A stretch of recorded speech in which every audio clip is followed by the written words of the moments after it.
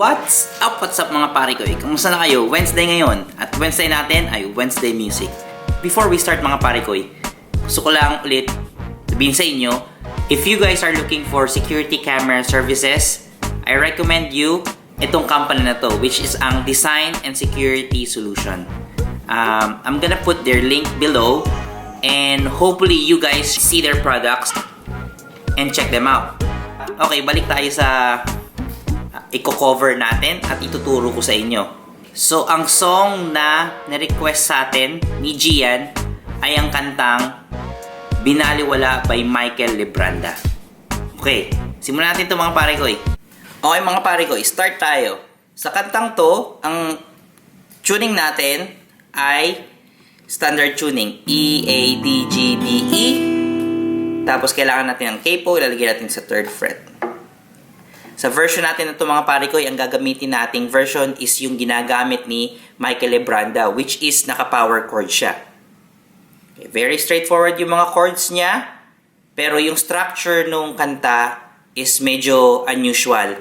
Okay, so ang structure ng kantang to ay intro, tapos may verse tayo, tapos chorus, tapos bridge, tapos chorus ulit, tapos outro.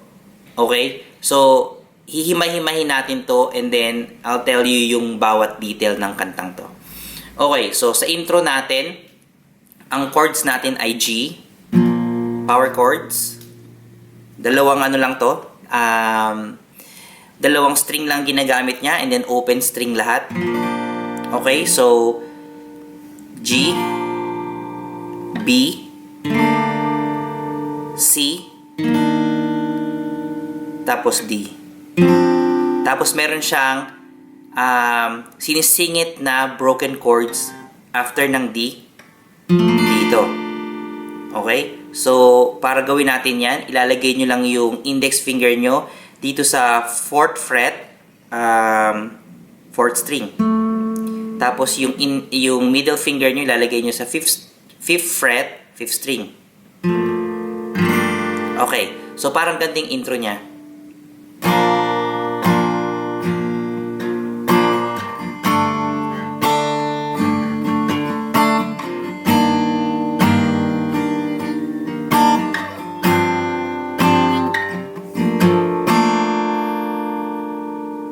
Okay. Sa verse niya, ang chords natin dito ay G, B, C, tapos D. Tapos yung broken chords na ginagamit niya. Okay? After nun, isa pa ulit. So, 2 times yun. So, simulan natin doon kasi mahaba yung verse niya. Kaya nga ito sinasay kong very unusual. Mahaba yung first verse niya. Sige, kantahin natin. Ikaw na pala ang may-ari ng damdamin ng minamahal ko.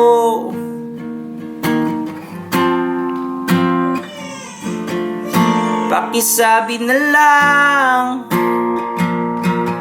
na huwag nang mag-alala at okay lang ako.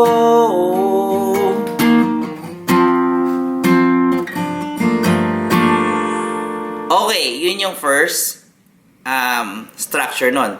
Tapos, papasok tayo sa susunod na stanza nun, which is, ang chords niya ay G, B, C, D, tapos E, tapos D, tapos C, tapos D. Okay, so kung kakantayin natin siya, ganito siya. Sabi nga ng iba, kung talagang mahal mo siya ay hahayaan mo. Hahayaan mo na maalam. Hahayaan mo na lumisan.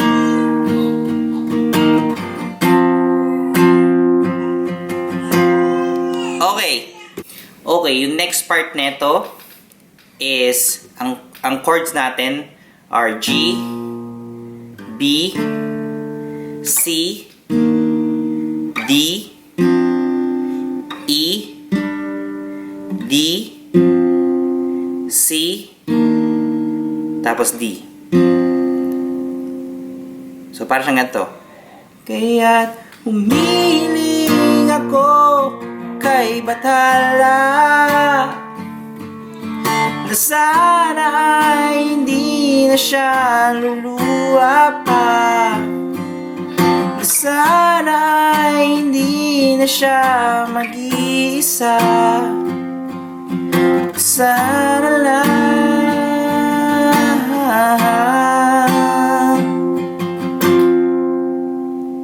Okay. After ng mga pare ko, magko-chorus na tayo. So, ang chorus niya, ang chords niya dito ay G, B, C, D, E, D, C, tapos D, tapos G, tapos B, tapos C, tapos D. Okay, so parang ganito yung kanta niya. Ingatan mo siya, pinaliwala niya ako dahil sa'yo, nawalan na ng saysayang pagmamahal, na kahit tagal ko ring binubuo, na kahit tagal ko ring hindi sinuko, binaliwala niya ako dahil sa'yo, dahil sa'yo.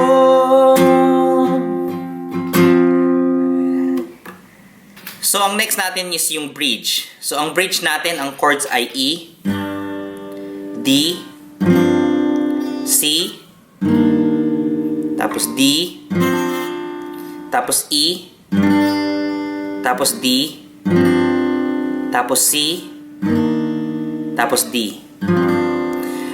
Sa bridge na to, may inilagay siyang part ng verse. Okay? Explain ko sa inyo yan.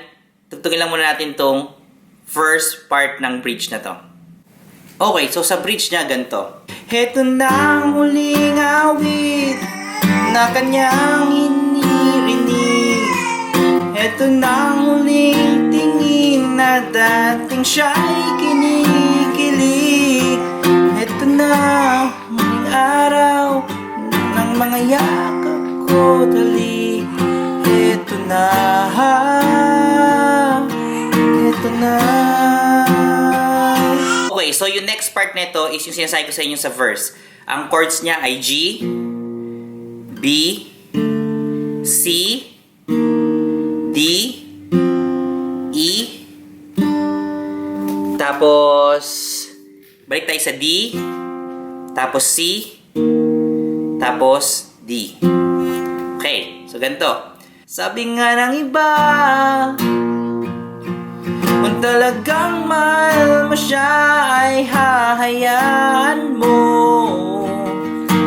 hahayaan mo na maalam, hahayaan mo na lumisan.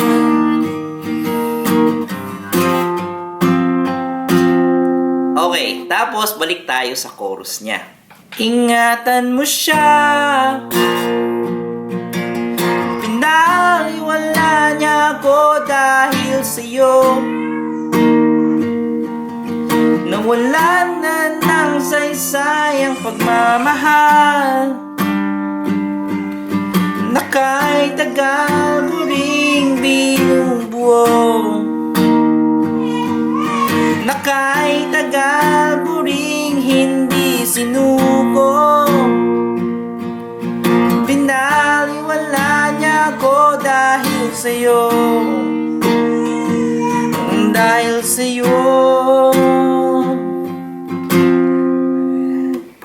After ng chorus niya mga pare ko, babalik tayo sa outro. Which is yung outro is parang inulit mo lang yung bridge. Okay? So, outro natin, ang chords niya ay G, B, C, D, tapos G, tapos B, tapos C, tapos D, tapos ending tayo ng G.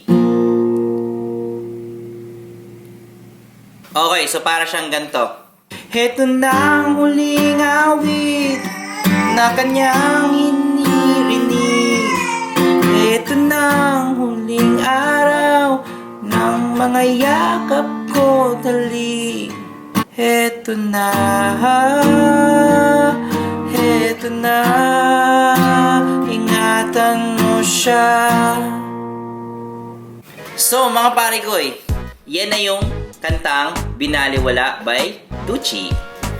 Ay Michael Dutchi Libranda.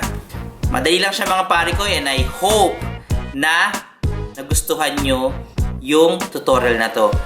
And hopefully na matugtog nyo na to at kanta nyo na to kung mga broken hearted kayo mga pare ko. Kung nagustuhan nyo tong guitar tutorial na to, huwag nyo kakalimutan mag-comment down below, mag-like, and subscribe. O paano mga pare ko? Kita-kits tayo tomorrow.